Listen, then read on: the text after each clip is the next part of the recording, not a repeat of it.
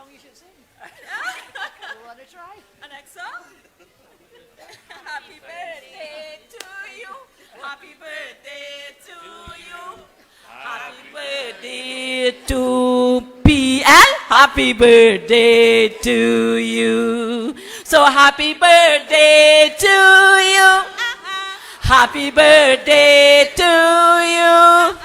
Happy birthday, dear Kamla. Happy birthday to you. Thank you very much. Thank you so much. Thank you all very much. Please have your seats. That is a very difficult act to follow. So let's put our hands together and thank them so much. So much. Thank you for joining us here today. And before I bring the greetings and salutations, I want to take a moment to thank all those of you who some of you all week have been sending your blessings and your messages to give me blessings as well. I thank you all very, very much. I thank you as I give thanks to Almighty God for His goodness. He has been my Father. He has been my friend. So let us say hallelujah, amen, and thank you, God. Thank you, Lord. I thank you. I thank all of you who are here, the chairman who did our proceedings, Chairman Gori, Nello, and it was also young Councillor Vincent. Let's thank them. Let us thank MP Barry for hosting this very dynamic meeting. Barry is nothing. You can't beat Barry for preparations. Let's give him a round of applause. And to all the constituents here in Princestown, thank you so much. The brilliant young lawyer, Saddam Hussein from Barataria, let's thank him so much. The beautiful, strong, powerful MP Khadija Amin, who spoke this evening. Our dedicated, hard-working MP for Couva South, MP Indar Singh. Of course, all the others who are here tonight, who have joined us here in this massive crowd. Give yourselves a round of applause. Councillors, aldermen, activists, all, thank you so much. You know, Princestown is close to my heart for more than one reason. It is because this is a very cherished heartland constituency of our great party, the UNC. It is a very, very much hard-working constituency, has always stayed within the bosom of the UNC, has never wavered, has never faltered over the years. It is a historic heartland constituency, and the people here have always given the great party, our party, support, and they've given us strength to battle for a better nation. This constituency has given our country great professionals, an enterprising business community, a strong, diverse religious foundation, and a beautiful cross-section of citizens. But it's also a constituency now that is beset with bad roads, deteriorating school facilities, and serious water problems. Tonight I want to commit to the residents, the constituents of Princestown, that we will begin, when you put us back into office, we will begin the first phase of the San Fernando to Mayaro Highway. Phase 1 of the San Fernando to Mayaro Highway. This phase will begin at the Taruba interchange and will reach George Village. Those communities in George Village. So we will begin from the Taruba interchange and we move out down to Mayaro, passing through, reaching first George Village. Anybody know where's George Village? Yes? Sounds good plan? Yes? We will also repair roads in the communities. And MP Padarat spoke about the WASA. We will ensure that WASA builds new, upgraded booster stations at Williamsville, at Hardbarging and Tableland to get you regular water supplies. We began a really massive school building program under then Minister of Education, Dr. Tim Gopi Singh. And before that, of course, when I was Minister of Education. And we will continue that school building. Remember, Tim used to tell us 106 schools built under my government, under him. And they told us no. Until one day, they never know Tim is a fella. When he starts to speak, he doesn't stop. I saw him in the press conference yesterday as well. Okay, Tim, you did half hour. Tim still has so much to tell us. He went on for what, Tim? Over an hour and a half, I think. Let's thank him for that press conference yesterday. And 106 schools. So one day I told him, I said, Tim, every time we say 106 schools, they say you lie. So I said, get up. You had to see it, you had to feel it, you had to hear it. And Tim started reading in the parliament the name of every single one of those schools that we built. Tonight I give you the assurance, the next UNC government that I lead will rebuild Princestown Presbyterian number 1. St. Julian Presbyterian. And we will upgrade Brothers Presbyterian. All these are primary schools. Your children will have modern schools to attend. We give you that assurance. So if I have to reflect on my birthday, I have a friend, Sasha, she always say, you have what? Miles to walk before I sleep. So those who think I'm weak, I tell you, I am woman, I'm strong, hear me roam. I have to thank God that I'm here, healthy and strong, to be with you, and you are here with me for yet another year. There's nowhere better to spend my birthday than to be with you, the persons I love the most, my loving UNC family. I am grateful for the kindness and love you have given me. Today, as I read all those beautiful messages from so many of you, I remembered that sometimes when I faltered, you gave me the courage, the strength, the inspiration, and faith to keep going on. As I said, I thank the good Lord for each of you being a part of my life. I will always love you all to the end of my days. So once again, I say thank you and God bless you all, UNC family. On Friday, April 19th, 2024, the UNC officially wrote to the EBC chairman, Mr. Mark Ramkerry, requesting a meeting with the EBC within the next 2 weeks to discuss and seek clarification on several issues of concern to the UNC.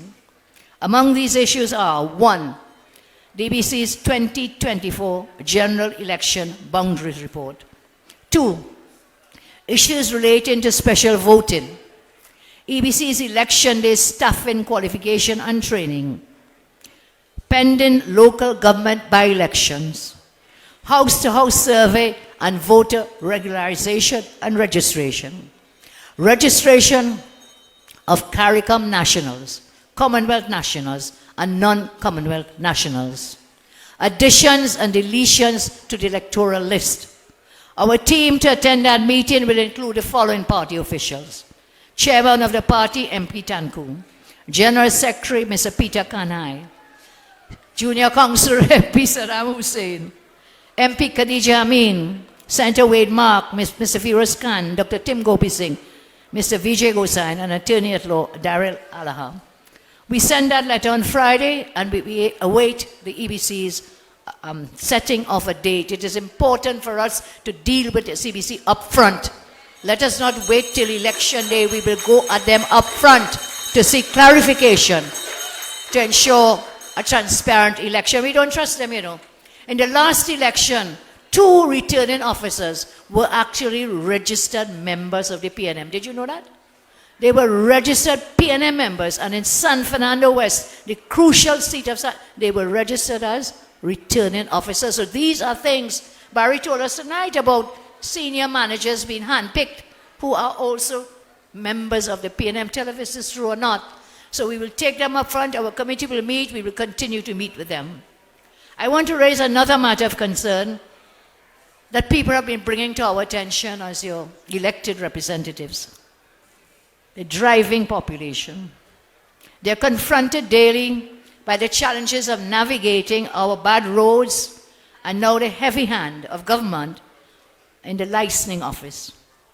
Touted as a mechanism for promoting road safety and accountability, the ticketing and demerit point system is being abused by some police and licensing officers and has become a source of anguish and frustration for many drivers across the land.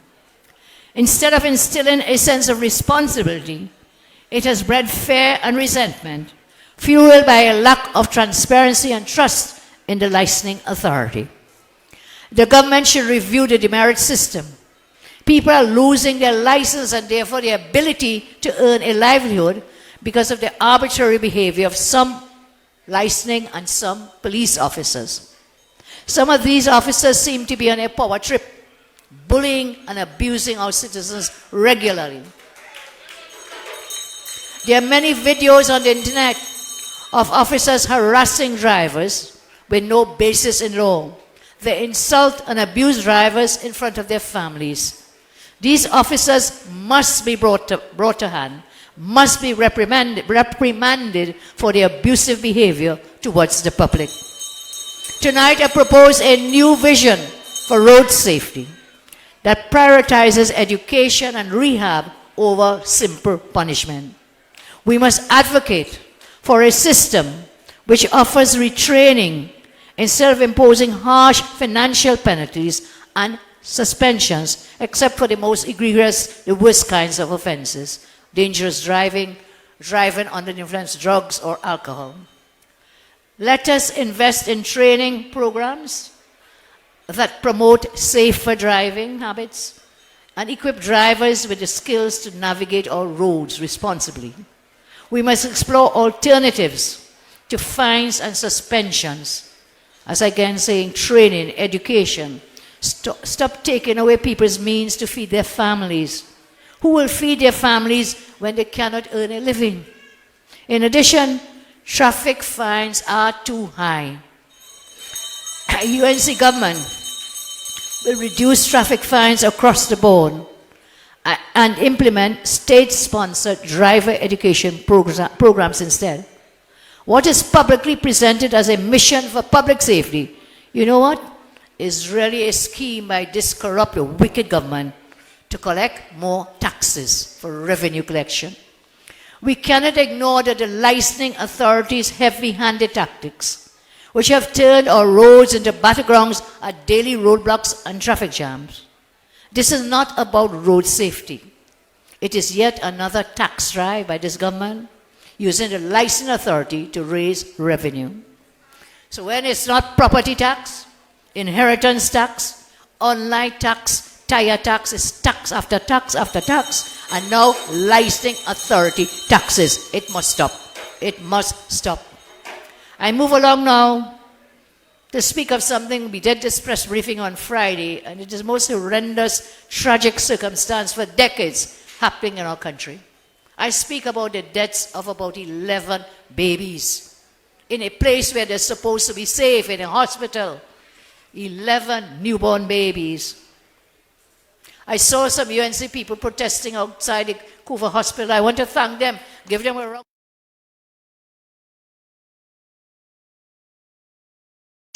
We have to get up, we have to stand up, we have to protest, we must stand up for our rights. Are you willing to stand up?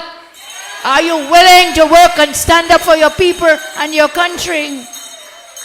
So for the past week, our country has been baffled, traumatized, horrified, and more parents come out every day in the public domain confirming that their newborn babies died in our public healthcare system. More and more. I don't think, I can never express it fully. I said it before and I will never stop saying it, how it breaks my heart when I think of those poor parents nursing a baby in your belly, giving birth to that child in a hospital, and then what happens? Baby dies. For 8 years now. Our centers, our doctors have been consistently warning about the truly devastating state of our public healthcare system under the Minister of Death, Terence Delancey. Remember that 5,000 persons were killed because of the mismanagement of the COVID. You all remember that? under their watch, about 5,000. Diyal Singh will be remembered as the minister of death. People go into hospitals for simple procedures, and guess what happened? They come out as a corpse. Now, look at the horror we have faced. Because they sat down, they knew babies were dying, they did nothing. In my view, that could amount to criminal negligence. It is only when they were exposed by the Express that they run out to say nothing wrong. This was going down day upon day in that week until 11 died. It was only when the Express exposed them. They came out and said, well, no, it's not that, it's this, and we are sorry. Well, sorry is not good enough. Every one of them, everyone should go. They have to go, and they have to go now. Then we come back to their refusal to open that children's hospital. Refusal to open that state-of-the-art, world-class hospital is always a reminder for us of the evil perpetuated on the children of this country by the Rowley government. What kind of evil people sit in that cabinet and refuse to open a hospital for the better health care for children and others? For years, they sat on a $2 billion state-of-the-art hospital at Cuba while your children died. For many years, they have continued to prevent children from accessing the facilities. For years, they prevent children from getting help under the Children's Life Fund. Remember that? Cabinet note number 1 of my government was establishing a Children's Life Fund. Remember that? And then we worked it for years, and there are changes that are needed, but they will never make the changes. I don't know where all the money going under this government, you know. It's billions of dollars spent since they came into government, and not one of those things are to help you, your families, your children. Nothing to help people in this country. Where the money go? I agreed. Rowley is now telling the country he brings $17 billion. You hear a lie? That is big a lie. He did some press conference last week when Munilal bought him about his travel expense. He said, well, when I travel, I bring back 17 to 18 billion dollars to Trinidad and Tobago. You hear a lie again? Big lie. Big, big lie. I challenge Rowley to show us where, when, how, where that $17 billion came into Trinidad. There's not a piece of paper proving that. There's no revenue account. Nothing brought to Parliament, outside Parliament, to show this $17 billion this man bring. I challenge him. Prove it. You can continue to lie for so long, but hey, the young Turks, them young lawyer, guided by this senior lawyer, we will file freedom of information applications. You know, they say age is only a number, you all agree? So today I'm 72 years. Thank you, Lord. I praise you for your health and for your strength. I will continue to work with you. So I'm saying this 17 and 18 billion will be coming for you, Rowley, because that's a big lie. And if you brought it, then why did you come to Parliament just a few months ago to borrow what? $10 billion. How many times they've come to increase the borrowing limits? You bring $17 billion. That, and God save Mr. Rowley, you will never see, because it's a lie. Parents have gone back to barbecues, begging for help. But this government has millions in contracts for rent, for ministers of government and for their wives. And we must sit down and say nothing. That's what they think. This evil government can no longer make an excuse for delaying the opening of that children's hospital. We call on them now. Do you join me in calling open the hospital now? Open it now. Open it. Too many have died. How many more must die under this wicked government? And what they are now saying, on Friday when I did the press briefing, I talked about the fact that that hospital had a neonatal, what is it called, intensive care unit, NICU. And they say, I lying. They said there was no NICU. We built a whole $2 billion children's hospital and there's no NICU. You hear lie? That is another lie. We built it. We built it, the user brief. As per the CEO, when we were there, when we were building it, had at least 6 NICU cots to be made available at that hospital, in the knowledge that additional capacity was needed in the country. All infrastructure was put in place to allow for oxygen and other supplies, together with a proper supply to make ventilation for neonates. Neonates, you know what? Newborn babies available. It is a travesty and tragedy of the greatest proportions to suggest that this additional capacity in the health sector, made available to the people, would not have helped save children's lives. That's what they're now coming to say. They said, we'll be sorry. But you know, Kamala will come now. Kamala is Kamala. There was no provision. Nobody's life, not the child's life, would have been saved if they had that hospital operating. Maybe, maybe not. But oh God, we have to give children a living chance, a fighting chance. We have to give them the facilities. We must give it to them. This minister of death continues to play smart with foolishness in the face of a deadly national crisis. This crisis requires serious action and less deflection and excuses. We, the public, patiently await the truth as to what really happened at the Port of Spain General Hospital NICU. And I go further. I am told that the PICU, which would be the Pediatric Intensive Care Unit, is adjacent to the NICU. So the pediatrics, meaning for the children, the NICU for the newborns, adjacent to each other, would have provided additional neonatal cots if needed. The Dover Hospital at the time was the only hospital in the region that had a separate emergency entrance only for children. That was an innovation.